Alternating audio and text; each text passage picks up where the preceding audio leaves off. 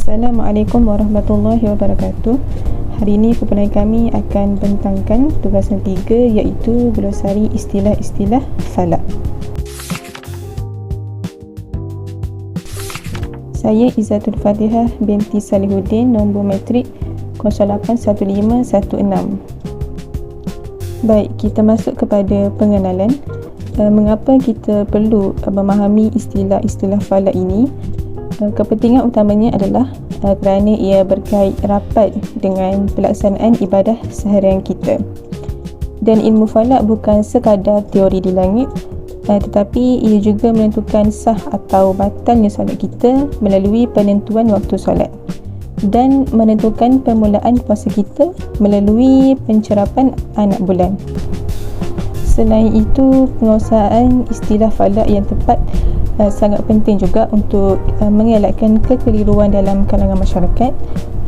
Hal ini kerana istilah-istilah seperti imkan ruqyah dan hisab dia mempunyai maksud teknikal yang khusus dalam penentuan awal bulan Islam. Jadi jika istilah ini disalahfahami, masyarakat mungkin mendapat maklumat yang tidak tepat tentang penetapan tarikh ibadah seperti Ramadan, Aidilfitri dan Aidiladha.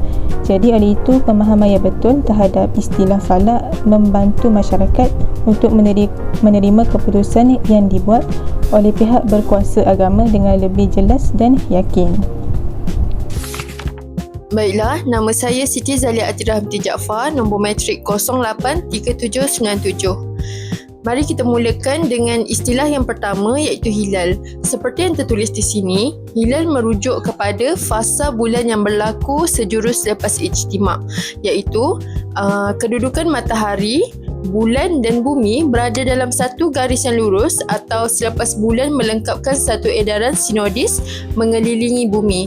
Ia dikenali juga sebagai anak bulan yang bentuknya melengkung nipis. Baiklah, mengapa hilal sangat penting dalam Islam? Berikut adalah fungsinya. Yang pertama, ia menjadi penanda rasmi permulaan setiap bulan hijrah. Yang kedua, dia dapat menentukan tarikh ibadah seperti permulaan akhir bulan Ramadan, seperti hari raya Aidilfitri dan Aidiladha. Yang ketiga, ia menjadi asas kepada sistem kalender Islam yang digunakan oleh umat Islam di seluruh dunia. Dan yang paling utama, ia merupakan tanda jelas kebesaran dan ciptaan sempurna Allah Subhanahu Wa Taala melalui peredaran alam semesta. Di sebelah kanan ini dapat kita lihat gambar contoh di atas. Yang di atas ia merupakan rupa sebenar hilal di langit senja, dan rajah di bawah menunjukkan kedudukan bulan berbanding matahari dan bumi serta urutan fasa bulan dari ijtima' sehingga munculnya hilal. Seterusnya ru'yah. Untuk mengesahkan kehadiran hilal, kita menggunakan kaedah yang dipanggil ru'yah. Definisinya ialah kaedah pemerhatian dan pengesanan hilal sama ada secara langsung dengan mata kasar atau kita menggunakan alat optik seperti teleskop dan kaunter pembesar. Matlamat utamanya adalah untuk menetapkan dengan tepat permulaan bulan baharu dalam kalender hijrah. Ru'yah ini bukan sekadar untuk kita melihat bulan, sebaliknya ia merupakan kaedah saintifik dan astronomi yang diselaraskan dengan ajaran Islam. Ia adalah asas utama penetapan permulaan bulan hijrah di Malaysia dan negara serantau. Gambar di sebelah kanan memberikan contoh nyata.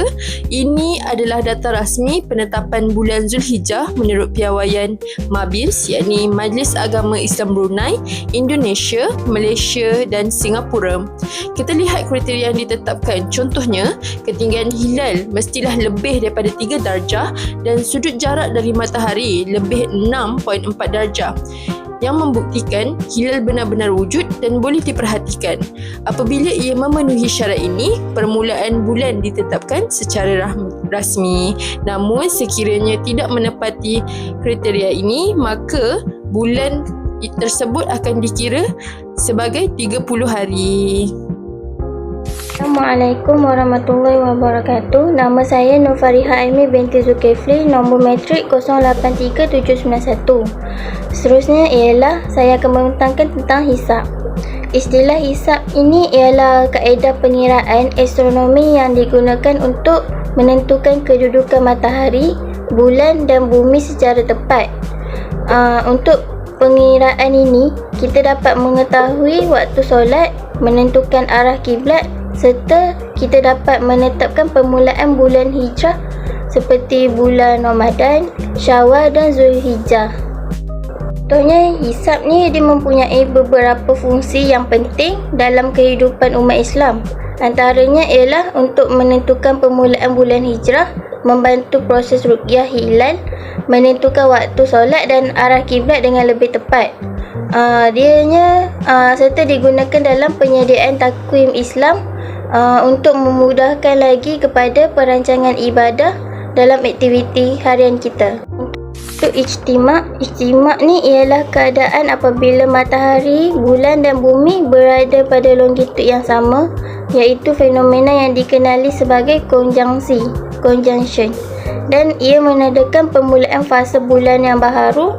Walau bagaimanapun, dia berlakunya ijtima' ni tidak semestinya untuk menunjukkan hilal tu sudah boleh dilihat. Dan ijtima' pula dia mempunyai ada beberapa fungsi yang penting. Antaranya ialah untuk menjadi petunjuk awal bagi permulaan bulan hijrah. Yang kemudiannya selain itu, ijtima' digunakan dalam pengiraan hisab dan proses serapan hilal. Ia juga membantu untuk penyusunan takwim Islam serta dia menentukan kemungkinan akan kenampakan anak bulan atau hilal. Seterusnya, imkanur ruqyah. Imkanur ruqyah bermaksud keboleh nampakan anak bulan. Ia adalah kaedah cerapan dan pengiraan kedudukan anak bulan yang menetapkan sama ada anak bulan itu berpotensi untuk dilihat atau tidak apabila matahari terbenam. Fungsi imkanur ruqyah digunakan untuk menyusun kalender Islam ataupun takwim hijriah rasmi negara seperti bulan puasa, hari raya dan lain-lain. Akhir sekali, azimut. Azimut ialah sudut mendatar yang diukur dari arah utara mengikut arah jam ke arah kedudukan anak bulan di kaki langit barat semasa matahari terbenam. Nilai azimut ini membantu pencerap mengetahui arah yang tepat untuk mencari anak bulan dan mengelakkan kesilapan ketika proses ruqyah dijalankan. Fungsi azimut ialah sebagai panduan arah mengufuk untuk menentukan di mana kedudukan anak bulan itu berada di kaki langit barat sebaik sahaja matahari terbenam. Kesimpulannya, istilah-istilah falak ni penting dalam membantu penentuan awal bulan hijrah dan pelaksanaan ibadah dengan tepat.